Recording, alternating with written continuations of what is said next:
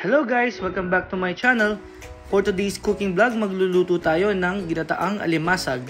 Tara, simulan na natin. As you can see guys, no, nagpapainit na tayo ng mantika.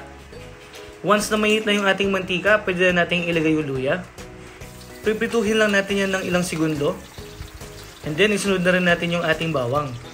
Igigisa pa natin yan guys, no, ng mga ilang segundo. Pagkatapos isunod na rin natin yung ating sibuyas. Pag malambot na yung sibuyas guys, pwede na tayong maglagay ng 1 big can na coconut milk. Mga 400 ml yan guys. And then hahaluin lang natin yan. At pag once na kumulo na to, titimplahan lang natin siya ng paminta. At saka 1/4 cup na patis lang muna. And then haluin lang natin siya ng mabuti. At papakuluan pa rin siya ng mga 2 minutes. After 2 minutes guys, ilalagay na natin yung ating alimasag. 1 kilo alimasag yan guys. Binalawan ko na ng mabuti yan. 3 beses kong binalawan yan guys, no?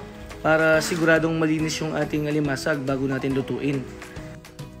Mag-add na rin tayo ng konting tubig guys. And then haluin lang ulit natin ng mabuti. At itutuloy lang natin yung pagluto nito ng mga 10 minutes.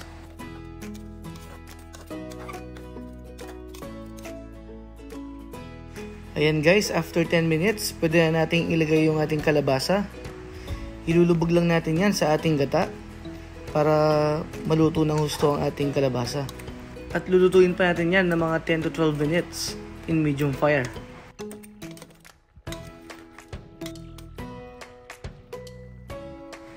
Okay guys, after 12 minutes, pwede na rin nating ilagay yung sitaw. And then guys, mag-add pa tayo ng 1 small can na coconut milk. Pagkatapos, haluin lang ulit natin yan guys.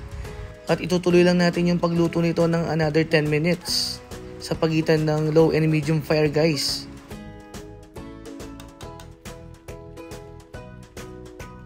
After 10 minutes guys, ilalagay na natin yung huling ingredients natin. 3 pirasong siling haba. Hinati-hati ko lang guys, para may konting spice yung ating ginataan at pampabango na rin sa ating niluluto. Then guys, titikman natin, no, para ma-adjust natin yung lasa.